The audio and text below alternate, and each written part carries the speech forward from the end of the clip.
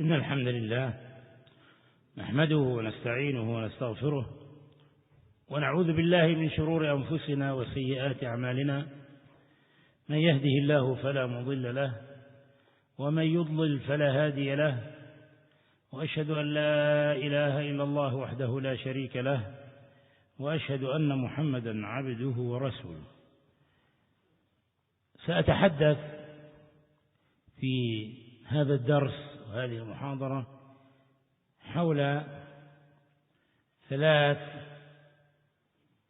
قضايا وردت في حديث صحيح أخرجه البخاري في الأدب المفرد والترمذي وابن ماجه وغيرهم من حديث عبد الله بن محصن رضي الله عنه قال: قال رسول الله صلى الله عليه وسلم: من أصبح منكم آمنا في سربه معافا في جسده عنده قوت يومه فكأنما حيزت له الدنيا بحذافيرها.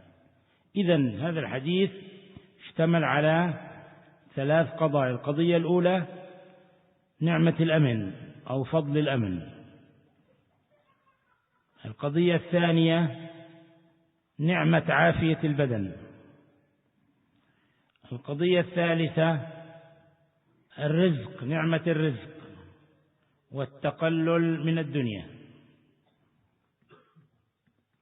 هذه من النعم التي لا يستطيع الإنسان أن ينكرها، لأنه يباشرها ويلمسها، وإن كان أكثر الناس لا يؤدون شكرها. وشكر النعم إنما يكون باستخدامها في طاعة الله. فنعمة البصر شكره أن تتفكر في خلق الله وأن تنظر ما يدعوك إلى الاعتبار، وتنظر إلى ما أحل الله لك ولا تنظر إلى ما حرم الله عليك، لا تنظر إلى المحرمات إلى العورات. نعمة الأذن أن تسمع بأذنيك ذكر الله، تلاوة القرآن ودروس العلم، لا أن تستمع إلى الغيبة والنميمة والتجسس. نعمة الجوارح أن تبطش بهذه الجوارح كل خير، وأن تسعى إلى كل خير، وأن يسلم منك المسلمون، فالمسلم من سلم المسلمون من لسانه ويده.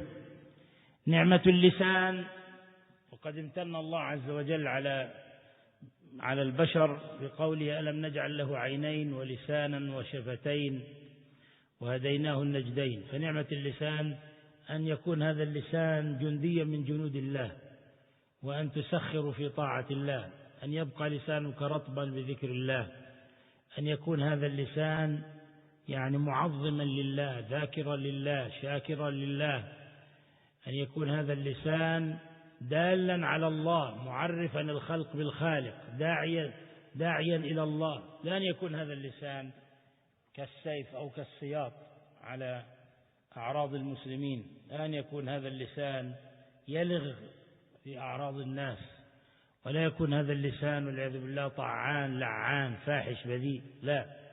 فمن كان لسانه كذلك لم يؤدي نعمة اللسان. وهكذا يقال في سائر النعم. ومن هذه النعم ما ورد في هذا الحديث الذي سنشرحه إن شاء الله بعد الترجمة. بسم الله والصلاة والسلام على رسول الله. The Sheikh, he said that today, inshallah, we're going to talk about a hadith, and we're going to explain a hadith, and we're going to deal with 3 issues that come to us in this hadith, that is an authentic hadith that has been collected by Imam al-Bukhari in his book Al-Adab al-Mufrad, as well as Imam al-Tirmidhi and Ibn Majah and other than them, rahimahullah ta'ala. He said that the companion of Rasulullah sallallahu alaihi wasallam, Abdullah ibn Muhsin, he said that the Prophet sallallahu alaihi wasallam said, whoever wakes up from amongst you, whoever rises and he wakes up and he has security in his place of residence where he is, and he wakes up and he has good health in his body, and he wakes up and he finds enough to eat for that particular day, then it is as if all of the dunya and the benefits of the dunya have been given to him. All of the dunya and the benefits of the dunya have been given to him. So this is the hadith that we're going to deal with. We're going to explain, and as you can see, the hadith, it consists of three things, three issues. The first one is that the hadith is dealing with the ni'mah of security, safety and security, al-aman. The second thing is that the hadith is dealing with the ni'mah of having good health in your body, being a person who has good health. And finally, the hadith is dealing with the ni'mah or the favor that Allah bestows upon a person as it relates to providing for him the rizq and making the dunya something that he's not going overboard in trying to get a lot of the dunya. He went on to say that these things that have been mentioned in the hadith, they are favors that Allah bestows upon the human being that no human being would deny them as being favors or would deny their importance, because everyone is dealing with these issues. Even though the vast majority of people, they do not give the correct shukr or thanks for these favors that Allah Ta'ala has bestowed upon them.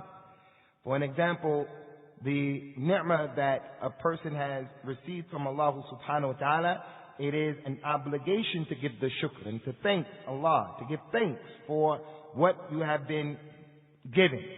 And the way that you give the shukr is to use that particular ni'mah that Allah has bestowed upon you in the obedience of Allah subhanahu wa ta'ala. For an example, the eyesight is a ni'mah, it's a favor.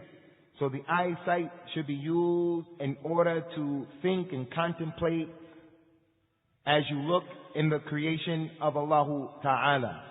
The person should use the ni'mah of being able to see, the eyesight, to look at those things that Allah has made halal for you, and not to look at the things that Allah Ta'ala has made haram for you. This is the way you give the ni'mah of the eyesight. And then another example is the ni'mah of the ears. You use this ni'mah and you give thanks of this ni'mah by listening to the remembrance of Allah, whether it is listening to the recitation of the Qur'an, listening to the knowledge that is beneficial, but it shouldn't be used or utilized to listen to what is not permissible, from what is namima or what is ghiba. Also, the limbs that Allah Azza wa Jalla has given us, they are a ni'mah from Allah Ta'ala. So the limbs should be used in those things which are good, those things which are beneficial. And then he mentioned the hadith of Rasulullah sallallahu alaihi wasallam that talks about some of the limbs, and he said that the Muslim is the one who the Muslims are safe from him. They are safe from his tongue and they are safe from his hand. So the ni'mah of the jawarih or the limb should be used in order to in those things which are in the obedience of Allah Ta'ala. Another example of that is the ni'mah of the tongue. The tongue that Allah Ta'ala said about it in the Qur'an, have we not made and given to mankind 2 eyes, and we gave him a tongue and 2 lips, and we guided him to the 2 ways. So therefore, the tongue of the human being should be made to be a soldier from the soldiers of Allah subhanahu wa ta'ala. The tongue should make the dhikr of Allah Azza wa Jal, the remembrance of Allah. It should make the ta'zeem, the glorification of Allah subhanahu wa ta'ala. The tongue should be dhakir, something that is always being in remembrance, and shakir, and is always giving thanks to Allah Azza wa Jal. It should let the creation come to know about Allah Ta'ala. Let the creation have the ta'rif of Allah.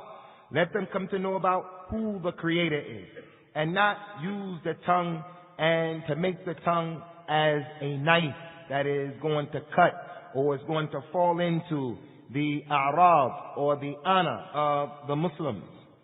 So the tongue should not be something that is la'an, nor should it be ta'an. The tongue shouldn't be a tool that the person, or a limb that the person is using and is always cursing, saying la'natullah. It's always cursing or it's always criticizing. He said, no. The tongue should be used as a proof. The tongue should be used in a way in which the person gives thanks to Allah Ta'ala for the tongue, and all of the rest of the favors that Allah subhanahu wa ta'ala has bestowed upon the individual should be utilized in the way that we just mentioned in these examples. And that's what we're going to explain, inshallah, in this hadith that we're dealing with. هذا الحديث العجيب العظيم الذي بين فيه النبي صلى الله عليه وسلم نعم الله على عباده وعلى خلقه، فبدأ بنعمة الأمن. من أصبح منكم آمنا في سربه، يعني في مكانه، في محل سكناه، في محل إقامته. والأمن أيها الإخوة هو الطمأنينة والهدوء والسكينة وذهاب الروع وذهاب الخوف، هذا هو الأمن. وضده الخوف والفزع وعدم الشعور بالأمن. والأمن والإيمان قرنا جميعا في القرآن، بل إن الأمن مأخوذ من الإيمان، إذ لا أمن إلا بالإيمان. ولهذا بين الله عز وجل علاقة الأمن بالإيمان. فالذين ينشدون الأمن بعيدا عن الإيمان لا يمكن أن يتوفر لهم الأمن، مهما اتخذوا من الاحتياطات ومن الوسائل الحديثة، من وسائل الإنذار المبكر والمراقبة والآلات الدقيقة والكلاب البوليسية وغير ذلك. إذا لم يتحقق في مجتمعاتهم الإيمان فلن يحصلوا على الأمن، وهذا الواقع يشهد بذلك. على الرغم من تجنيد الإمكانيات الهائلة وتكثيف المراقبة، يقع في مجتمعاتهم ما يهدد أمنهم. ولأهمية الأمن أيها الإخوة وعلاقته بالإيمان كما ذكرنا قرنهما الله عز وجل في موضع واحد في آية واحدة، بل في أكثر من آية، منها قوله تعالى: الذين آمنوا ولم يلبسوا إيمانهم بظلم أولئك لهم الأمن وهم مهتدون. فبين الله عز وجل أن المؤمن إذا أراد أن يتحصل على الأمن وعلى الطمأنينة وعلى السكينة وعلى ذهاب الروع والخوف، فعليه أن يبتعد عما يخدش هذا الإيمان وعما يضعف هذا الإيمان من الظلم. والظلم أعظمه الشرك، أعظم الظلم الشرك، لقوله تعالى: يا بني لا تشرك بالله إن الشرك لظلم عظيم. ومن الظلم المعاصي والذنوب والكبائر والفواحش. ولهذا لما سمع الصحابة هذه الآية جثوا على ركبهم وقالوا: يا رسول الله، أينا لم يلبس إيمانه بظلم؟ يعني أينا لم يقترف المعاصي والذنوب؟ فقال لهم النبي صلى الله عليه وسلم: إنه ليس كما تظنون. ألم تسمعوا إلى قول العبد الصالح لابنه: يا بني لا تشرك بالله إن الشرك لظلم عظيم؟ ففسر لهم النبي عليه الصلاة والسلام الظلم أن المقصود بالظلم هو الشرك. لكن قوله سبحانه وتعالى: ولم يلبسوا إيمانهم بالظلم، لا ينفي أن المعاصي والذنوب تهدد الأمن وتزيل الأمن، لأن الأمن والإيمان قرنا جميعا، والمعاصي والذنوب سبب في هلاك الأمم والشعوب. انظروا إلى قوم لوط ماذا فعل الله بهم بسبب معصيتهم، حيث كانوا يأتون الرجال شهوة من دون النساء، وكيف أن الله عز وجل جعل قرى لوط عالية سافلها وخسف بهم الأرض ورماهم بحجارة من سجيل. انظروا ما فعل الله بقوم عاد وقوم ثمود وبني إسرائيل والذين اعتدوا في السبت، وما فعل الله بالأمم المكذبة حيث سلط عليهم من يخيفهم ومن يسومهم سوء العذاب بسبب تنكبهم لمنهج الله وبسبب ارتكابهم للذنوب والمعاصي. لما غزا المسلمون جزيرة قبرص وفرق بين أهلها، أخذ أبو الدرداء جانبا وأخذ يبكي، يعني اعتزل جانب وأخذ يبكي، فقال له جبير بن نفير: يا صاحب رسول الله صلى الله عليه وسلم، تبكي في يوم أعز الله فيه الإسلام وأذل الله فيه الكفر؟ قال: ويحك يا جبير، انظر إلى هذه الأمة، كانت قاهرة غالبة ظافرة، فلما غيرت وبدلت وانتهكت محارم الله سلط الله عليها من يسومها سوء العذاب. فالشاهد إخواني أن الأمن والإيمان قرنا جميعا، ولهذا أهل الإيمان الكامل لهم الأمن الكامل، وأهل الإيمان الناقص لهم الأمن الناقص، وأهل الكفر ليس لهم أمن، ليس لهم أمن آمنا في سربه. إبراهيم عليه السلام لأهمية الأمن دعا به أولا، طلبه بعد أن بنى البيت قبل أن يسكن ابنه وزوجه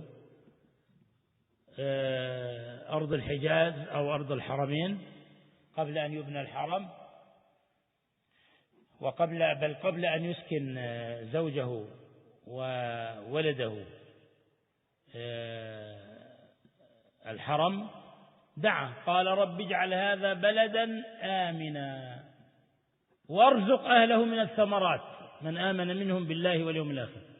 فبدأ بطلب الأمن قبل طلب الرزق، لأن الخائف لا يستمتع بالحياة ولا يستمتع بالطعام ولا بالشراب ولا بالمكان. وحينما بنى البيت وأسكنه ولده وزوجه قال: رب اجعل هذا البلد، هناك قال بلدا وهنا قال البلد، لأنه أصبح بلدا معروفا فيه سكان يسكنه. هذا الفرق، قال المفسرون، هذا هو الفرق بين دعائه الأول بلدا آمنا ودعائه الثاني ربنا اجعل هذا البلد آمنا. وقال: وجنبني وبني أن نعبد الأصنام، لأن عبادة الأصنام مما يهدد الأمن، من أشد ما يذهب بالأمن ويهدد الأمن الشرك. فالشرك إذا وقع في الأرض لا يكون هناك أمن، يكون هناك قتل ويكون هناك ذبح ويكون هناك إجرام ويكون هناك خوف ويكون هناك روع، لأن الناس إذا وقعوا في الشرك هان عليهم كل شيء، ليس هناك جريمة أعظم من الشرك. فإذا وقعت الأمة في الشرك هان عليها كل جريمة، لأن الجرائم كلها تهون عن الشرك.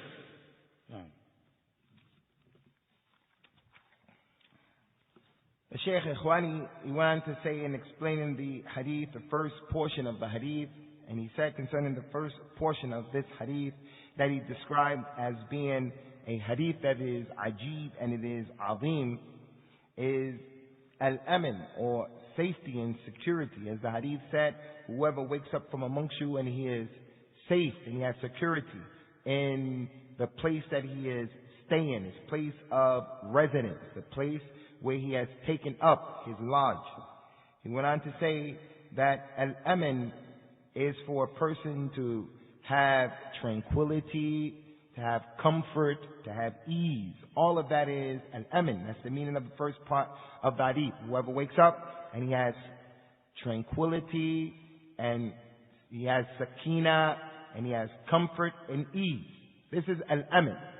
And the opposite of it is for a person to live or to have fear and terror, and for a person to be in a situation where he is not comfortable. He said that when the person is not feeling the aman, then obviously his shu'ur or his feelings are going to be the feelings, and he used some superlatives that are basically synonyms to have fear and uneasiness and terror. He said in the Qur'an there are a number of ayat showing the importance of this aman, in which Allah, showing the importance of this safety and this security, in which Allah subhanahu wa ta'ala has made or mentioned, He made mention of al-aman with the word iman. That there are two words that were mentioned in the same ayat a number of times. He said, as a matter of fact, the words derive from each other. They come from each other. He said, there is no security for the one who doesn't have any iman. They are from each other. If a person doesn't have, if there's no iman or faith, then there's not going to be security. And then he rehearsed to us and read to us the ayat of the Qur'an. And that is the statement of Allah subhanahu wa ta'ala, those people.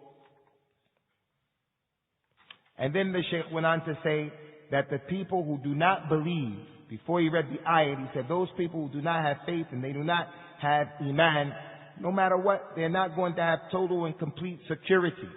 Despite the fact that they may be powerful, despite the fact that they may have the powerful weapons that they have and that they have created. He went on to name some of the weapons. The fact that they may have police dogs, and other than that, those things that they are bringing into existence in order to secure for them this aman, this safety and the security, they'll never be able to obtain it. And the reality of the life has proven that to us. The waqi' that we're living in, it is showing that, and it has proved that despite that all of the weapons that these people have, they will not be able to secure from themselves the aman that they are looking for. And that goes to show us that al-aman and al-iman, these two words, they are coexistent. He went on to say the ayat, those people, that statement of Allah Ta'ala, those people who believe, they have iman, those people who believe, and they do not mix their faith with oppression, with zulm, then they will be the people who will get their aman, or the security, and they are the people who are rightly guided. So Allah Ta'ala has explained in this ayat that those people who, it explains in this ayat that if the people want to obtain the security, then it becomes necessary that they are far removed from oppression. If the people want to obtain security, al-aman, then it is necessary and needed that they remove themselves and they distance themselves from oppression, because oppression will cause the aman or the security to be lost. And the worst kind of oppression is the oppression of zulm. And then he read the other ayat in which Luqman said to his son, do not make shirk with Allah, for verily shirk is a great oppression. So that's a proof that shirk is oppression, and it is in fact the greatest oppression. But also from oppression as well, it's not just shirk. From oppression is for the people to fall into the ma'asi, into the dhunub, into the fawahish, or the lewd deeds. And that's why when the ayat was rehearsed and read to the companions of Rasulullah sallallahu alaihi wasallam, they sat up on their knees and they took stock of the ayat, and they asked the question when they heard the ayat, and they mentioned, Ya Rasulullah, which one from amongst us, he doesn't make oppression towards himself? So the Prophet told them, sallallahu alaihi wasallam, it is not the oppression that you people are understanding that this ayat is referring to. Those people who believe and they do not mix their faith with oppression. They are the ones who will get security, and they are the ones who are guided. It's not that type of oppression that you are thinking about.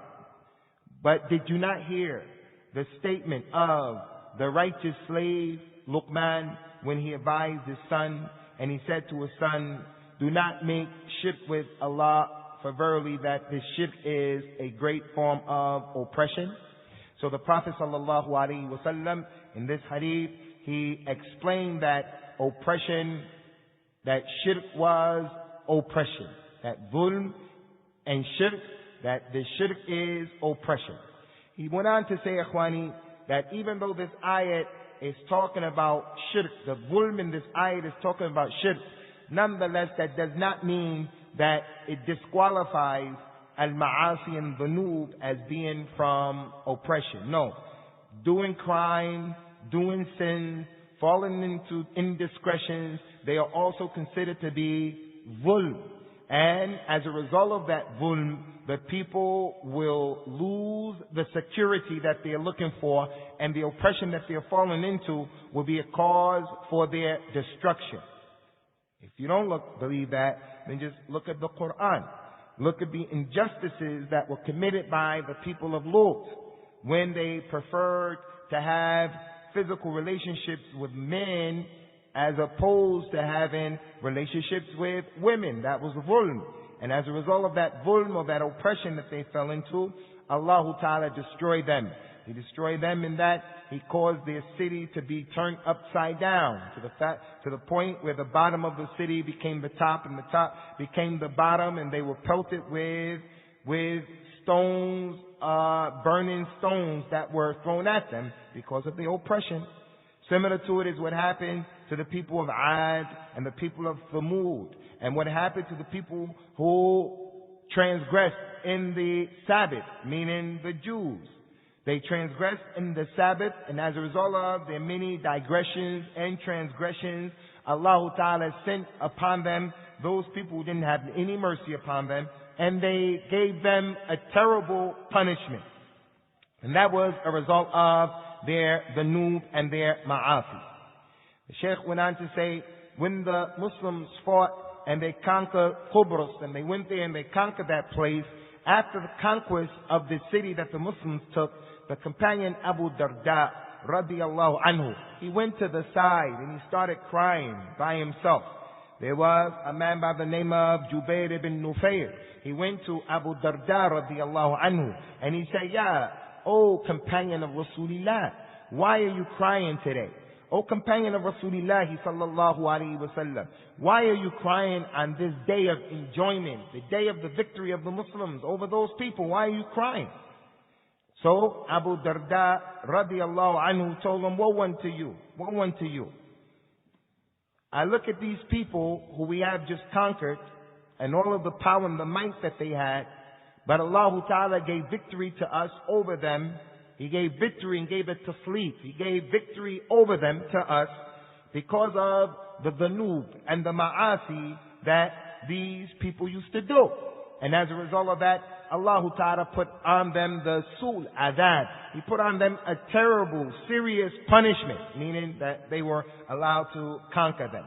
So all of that goes to show, ikhwani, that if that zulm, shirk is zulm in that ayat, but it doesn't just mean that only shirk, that the other dhunub and the ma'asi that people fall into is also considered to be zulm. And if people fall into it, they're going to lose the security or the amin that people are looking for. Alhamdulillah. The Shaykh said that the people who have complete iman, those people who their iman is kamil, they will have the complete amin. If their iman is complete, then the security that they will enjoy will be complete. And if their iman is deficient and is short of the mark and is lacking, then the amin or the security also that they are going to have is going to be deficient. As for those who disbelieve from the kuffar, they have no amin whatsoever. There's no amin for the disbeliever, the complete amin. He went on to give some more examples about Ibrahim salawatullahi wa salamuhu alayhi, before Ibrahim caused his child and the woman, to the mother of the child, to live in Mecca, before they actually lived in the place. Ibrahim made the dua when he was in Mecca. The Sheikh said that he built the Kaaba, but he wasn't living, they weren't living there yet. Before they started to live there, he made the dua, "Oh my Lord, make this a place, a city. Make this place a city that has amin, it has security. And provide my progeny with the thamarat, with the fruits thereof, those from amongst them who believe in Allah." The Shaykh went on to make a point, ikhwani, and he said the dua that Ibrahim made, that Allah Azza wa Jal provide the people with the thamarat, or the fruits that are there in the city and that are available, what they're going to benefit. He said if a person is afraid, he's not having an amin, he doesn't have security, if he is khaif, then despite the fact that he may have fruits and things that are around that he can enjoy, because he's in a position of being afraid, he's living in terror, he won't be able to enjoy those fruits, if that is his condition. So Ibrahim made that dua that Allah Ta'ala make it a city that had amin, security, and as such, to allow the people, the inhabitants of the city, to enjoy the fruits that grew around and in the city. And then after that, when he caused the boy, his son, and the boy's mother to actually live in the city, he made another dua. And the dua that he made was, oh my Lord, make this a city, and there's a linguistic change that is going on, where the al-tarif, where he said al-balad.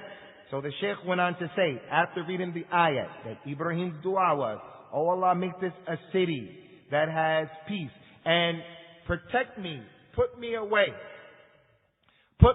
far away, me and my progeny, from the worship of the false idols. So the Shaykh wanted to make a point that the distinction between the two du'as in the mentioning of the cities is that in the first case, the dua, it suggests that they weren't living in the city yet. But in the second dua, his son, along with the mother of the son, they were actually living in the city at that particular time. So the Shaykh went on to say, when we look at the second dua of Ibrahim as well, he made a dua that Allah Azza wa Jal make him and his progeny far removed from worshipping the false idols, the asnam. So that goes to show, if the people were making shirk and they were worshipping other than Allah, then it's going to compromise the security or the amin that they should be or they want to enjoy. When the people are making shirk, there's going to be murders, people are going to be slaughtered, there are going to be crimes, there are going to be all kinds of things going on, because, ikhwani, if people are making shirk with Allah Azza wa Jal, then it's going to be easy for them to do the other crimes, because the greatest and the biggest crime is the crime of a shirk. So if people are doing that, then the other crimes are going to be less in degree. فإخواني الأمن نعمة عظيمة لا تستقر حياة الناس ولا تستوي معايشهم ولا يتحقق لهم النمو والتقدم إلا بحصولهم على الأمن. ولهذا كانت عقوبة من زعزع الأمن وروع الآمنين شديدة في الإسلام. فمن ذلك أن الله عز وجل لم يشرع القصاص إلا من أجل حفظ الأرواح، ولم يشرع الحدود كقطع يد السارق إلا من أجل حفظ الأموال، ولم يشرع رجم الزاني المحصن حتى الموت إلا من أجل حفظ الأعراض، ولم يشرع حد الحرابة إلا حفاظا على أمن المجتمعات وعدم الخروج على الناس بالسلاح وعدم قطع الطريق. لهذا قال الله عز وجل: إنما جزاء الذين يحاربون الله ورسوله ويسعون في الأرض فسادا أن يقتلوا، لم يقل يقتلوا وإنما قال يقتلوا، صيغة مبالغة يعني فيه تنكيل في القتل، أو يصلبوا أو تقطع أيديهم وأرجلهم من خلاف. فهذا من أجل حفظ أمن المجتمعات في الإسلام. After that, Ikhwani, the Shaykh, he went on to say that the amin or the security is a tremendous ni'mah or favor upon the people from Allah subhanahu wa ta'ala. And the life that the people are living and their ma'isha, their lives and the way that they are living their lives, it would not have any stability if there's no security, nor would they be able to make advancements in their lives without this security. And for that reason, the punishment, ikhwani, for the people who compromise the security of the society is severe in the religion of Al-Islam. And he gave a number of examples. And he said, for an example, the legislation of Al-Qisas, you know, an eye for an eye. The Qisas, you do something, something's done back to you. He said, the reason for that, one of the reasons, the wisdoms is for that, is to protect the honor of the people and to protect the property of the people. The hudud in Al-Islam, cutting off their hands and other than that, is for the protection of the honor of the people, the protection of the money of the people, and other than that. Those people who wage war and they make fitna in the society and they compromise the security and the safety of the society, the punishment of that is severe, to prevent the people from coming against the society with their swords and with their weapons and making fitna and fasad in the earth. So Allah Ta'ala said, to prove this point, verily the reward of those people who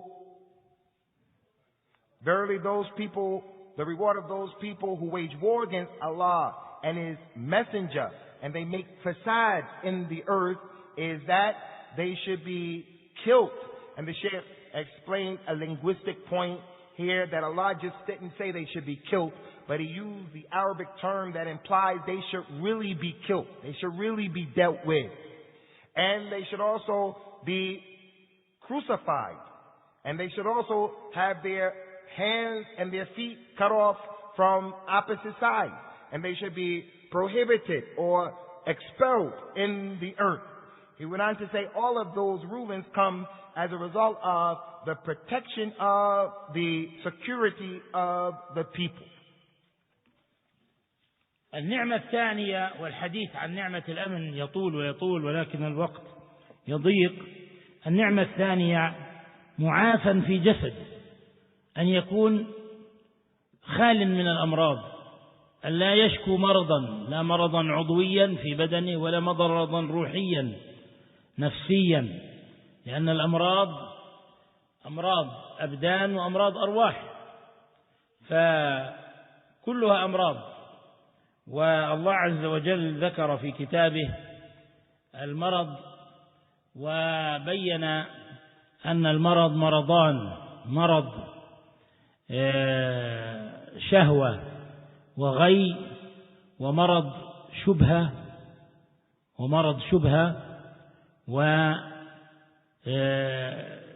وشبهات وشرك.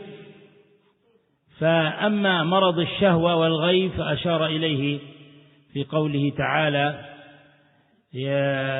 فلا تخضعن بالقول فيطمع الذي في قلبه مرض، فهذا مرض شهوة الزنا. أما مرض الشهوة الشبهة فهو مرض الشبهة والشك وليس الشرك، عفوا صلح، مرض الشبهة والشك. فهذا أشار إليه ربنا بقوله عن المنافقين: في قلوبهم مرض فزادهم الله مرضا. في قلوبهم مرض فزادهم الله مرضا. ولا شك أن مرض الشبهة والشك أشد فتكا بصاحبه من مرض الشهوة والغي. فإن مرض الشهوة يمكن أن يتاب منه وممكن أن يبرأ منه، لكن مرض الشبهة والشك والعياذ بالله هذا أخطر شيء. هذا هو مرض إبليس الذي قتله. مرض الشهوة هذا أو معصية ناتجة عن شهوة، هذا يمكن أن يتوب منه صاحبه، فإن آدم عليه السلام وحواء أكل من الشجرة وتاب الله عليهما. أما إبليس فكان مرضه القاتل مرض الشبهة، فقال: أنا خير منه، خلقتني من نار وخلقته من طين. أما مرض الأبدان الذي هو يعني موضوع حديثنا في هذه المحاضرة، فهو المرض العضوي، المرض الناتج عن تلف في الأعضاء أو ضعف في الأعضاء، فهذا خروج عن الأصل، خروج عن الصحة. ولقد بين الإسلام نعمة العافية، والنبي صلى الله عليه وسلم ذكر في هذا الحديث مبين النعمة العافية، وكان من دعائه صلى الله عليه وسلم: اللهم إني أسألك العفو والعافية. وكان يدعو: اللهم عافني في جسدي. وكان صلى الله عليه وسلم يستعيذ من سيء الأسقام ويستعيذ من الأوباء، وكان ينهى صلى الله عليه وسلم عن الدخول إلى مكان الوباء. إذا سمعتم بالطاعون في أرض فلا تدخلوا إليها، وإذا دخل عليكم في أرض فلا تخرجوا منها. وهو صلى الله عليه وسلم أول من طبق الحجر الصحي، يعني عزل المريض حتى لا يتضرر الصحيح بمجاورة المريض. ولقد جاء طب الرسول صلى الله عليه وسلم، أو ينقسم طب الرسول صلى الله عليه وسلم 3 أقسام. أولا حفظ الصحة، يعني الصحيح يبقى صحيحا، نحافظ على صحته. الثانية الحمية عن المؤذي، يعني يجب على الصحيح أن يتحمى أو يحتمي عن كل ما يؤذيه. فإذا كان مثلا أنت مصاب بقرحة في المعدة، فالفلفل مثلا يؤذيك فيجب أن تجتنبه. إذا قرر الطبيب أن هذا يؤذيك وأكلته أنت آثم. قرر الطبيب، وقد قرر كل الأطباء العقلاء، لا أقول يعني من أصيبوا في عقولهم من المدخنين، أن الدخان مؤذي ومضر بالصحة ومضر بالبدن ومضر بالروح، فإذا شربته أنت آثم، لأنك سببت لنفسك العطب، سببت لنفسك التلف، سببت لنفسك المرض. أيضا النوع الثالث مما جاء به الرسول صلى الله عليه وسلم فيما فيه صحة وعافية للأبدان، استفراغ المادة الفاسدة من الجسم، استفراغ المادة الفاسدة، وذلك من خلال المشي، يعني أخذ المسهل. فقد أوصى النبي عليه الصلاة والسلام بالسنة، وأمر بالسنة لأنه يعني يخرج الخبث من الجسم عن طريق الغائط. وأمر صلى الله عليه وسلم بالحجامة، وأوصى أمته بالحجامة بوصية الملائكة. فالنبي عليه الصلاة والسلام رجع من السماء من ليلة المعراج بشيئين عظيمين. الأول فيه صحة الروح، وهي هذه الصلاة التي نصليها، التي فيها فلاحنا وفيها يعني سلامة قلوبنا وأرواحنا. الأمر الثاني ما فيه صحة أبداننا، وهو الحجامة، حيث قال صلى الله عليه وسلم: ما مررت بملأ ليلة المعراج من الملائكة إلا قالوا يا محمد مر أمتك بالحجامة. وهذه الحجامة فيها استفراغ للدم المستهلك، الدم الغير النقي المليء بالشوائب، الذي يكون عبء على جسم الإنسان، الذي يسبب للإنسان التلف ويسبب له الأمراض. فلما نستخرج هذا الدم بالحجامة يكون هناك فلترة وتنقية لهذا الدم، وبالتالي تتجدد الخلايا وتقوى جهاز المناعة في جسم الإنسان على مقاومة الأمراض. لهذا قال النبي عليه الصلاة والسلام: في الحجم شفاء. وقال صلى الله عليه وسلم: شفاء أمتي في 3: في شرطة محجم، أو لعقة عسل، أو كية نار، ولا أحب أن أكتوي. ثم أخيرا قال: وعنده قوت يومه. وهذا يدل على أن الإنسان سننتهي يعني خلاص بعدها أنت تتكلم. عنده قوت يومه، هذا يدل على التقلل، لأن الإكثار من الطعام مؤذي. فالآن الناس يخزنون طعام شهور. النمل فاقوا النمل في تخزينهم، فتجد الواحد عنده بدل الثلاجة ثلاجات وفيها أطعمة من الصنوف كثيرة، يعني عنده قوت سنته. والنبي عليه الصلاة والسلام يقول: لو كان عنده قوت يومه فإنه يكون قد حاز الدنيا بحذافيرها، يعني يصبح أعظم ملك. ما في ملك حاز الدنيا بحذافيرها إلا ذو القرنين حاز الدنيا بحذافيرها. فإذا كان عندك آمن في سر في مكانك في بيتك، ومعافى في جسدك، وعندك قوت يومك، فأنت ملك زمانك وأوانك. فاحمد الله واستخدم ذلك في طاعة الله، واستعد للقاء الله. ومن أحب لقاء الله أحب الله لقاءه. هذا، وصلى الله وسلم على نبينا محمد وآله وسلم. القطب الثاني عسل وكي، وما هو الأول؟ الأول حفظ الصحة، تحفظها عن المرض. الثاني أوصى أمته الحجامة استفراغ المادة الفاسدة. أول شيء شرطة محجم. إيش هذا؟ المحجمة. حجامة. شرطة محجم يعني. Bismillah ar-Rahman ar-Rahim. The Shaykh, he went on to say, Ikhwani, and he completed his talk before Salat al-Dhuhr. He said, concerning the second point, having good health and having a body that is free of any diseases. He went on to say to be completely free of a sickness or disease is from the favors of Allah Ta'ala upon the individual. And there are two types of diseases that people have. There's the disease that is connected to your body, your physical body, and then there is the disease that is connected to your spirit or even to your nafs. So Allah Ta'ala has mentioned in the Qur'an these two types of diseases. And then he went on to say also, as it relates to the diseases, there are two diseases or types of them that I want to bring to your attention.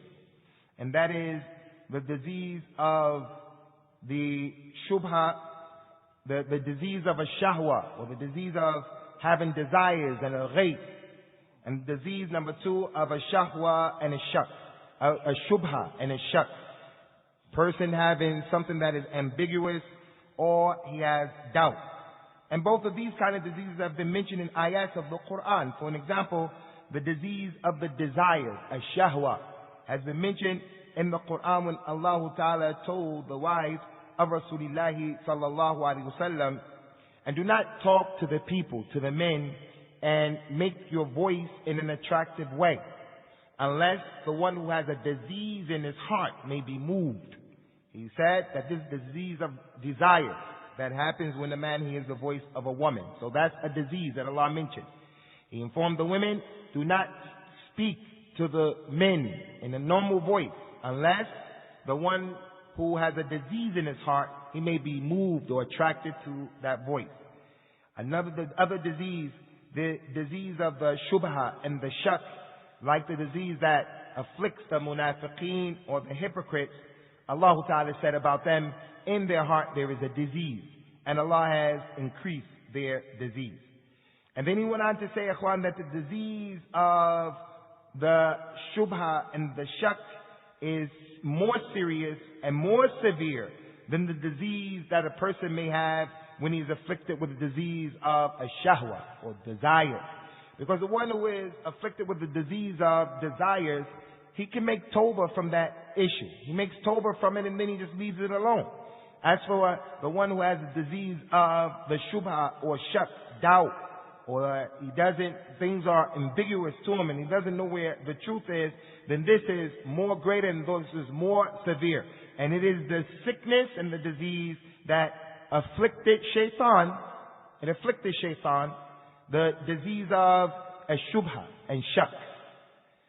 He went on to prove that point that our father Adam and Eve, salawatullah wa salamu alayhima, when they went to the tree and they approached the tree, that was a mistake that they made. That's from the shahwa. They made a mistake. They made tawbah from that. And they're going to get their reward from Allah. Whereas Iblis had the disease of a shubha and the disease of a shak. Iblis said that to Allah subhanahu wa ta'ala, I'm better than Adam.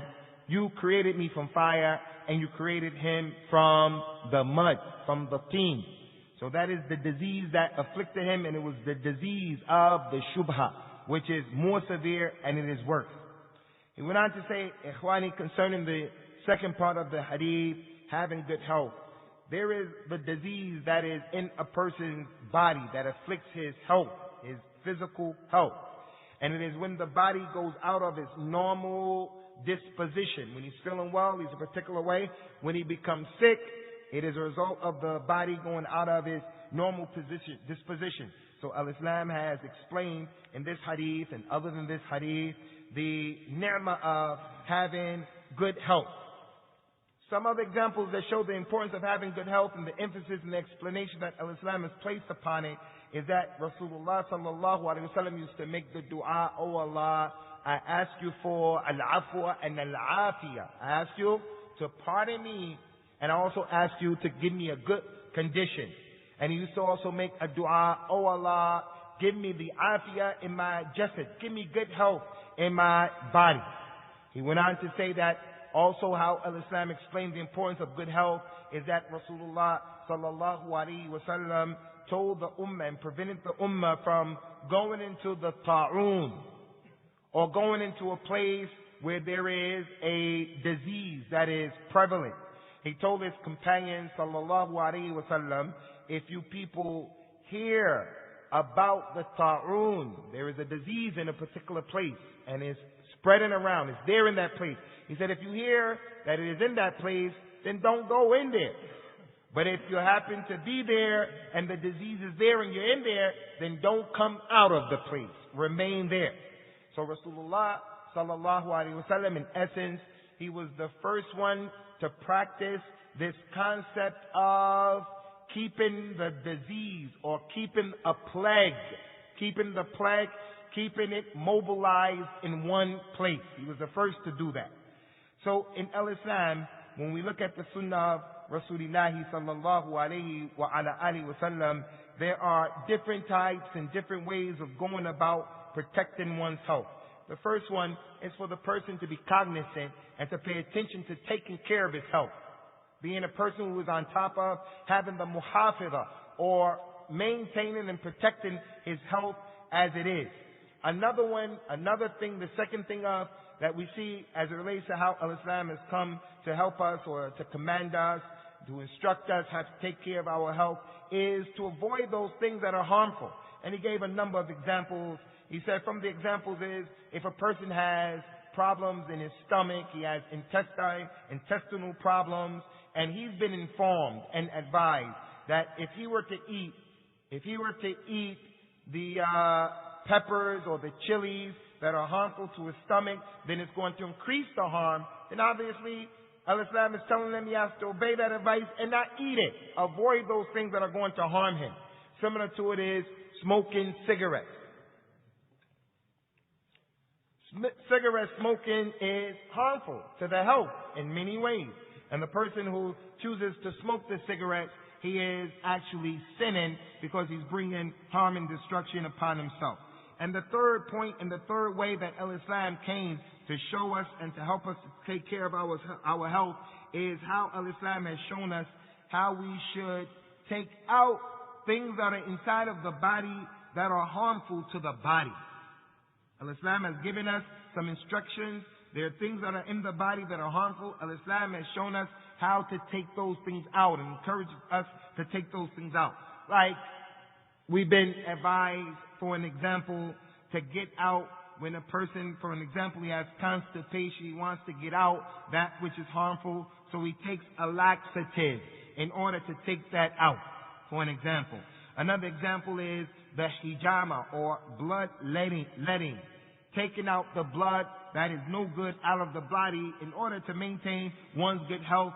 And the hijama came as a result of the advice of the malaika to Rasulullah sallallahu alaihi wasallam when he made the Isra wal Mi'raj, the trip of al-Isra wal Mi'raj.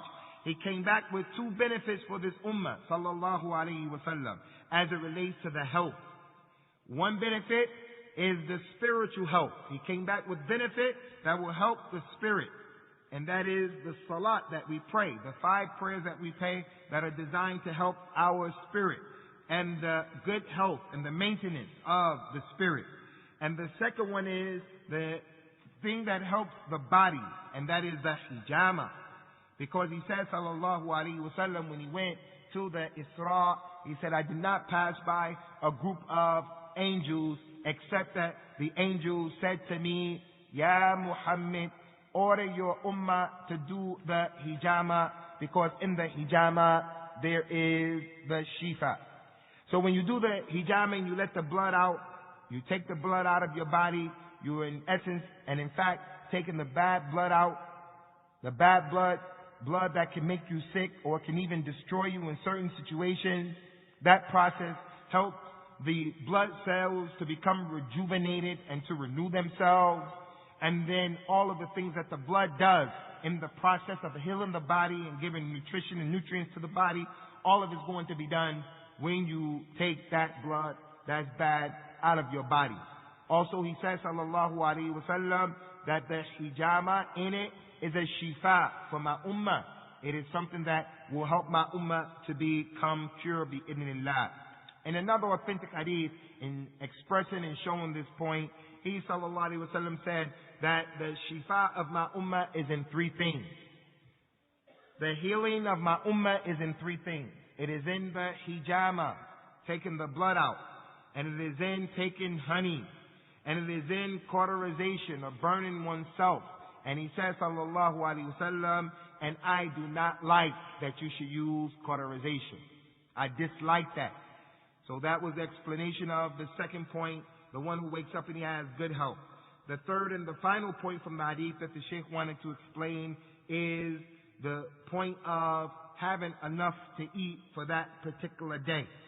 He went on to say that many people, ikhwani, they store up a lot of food.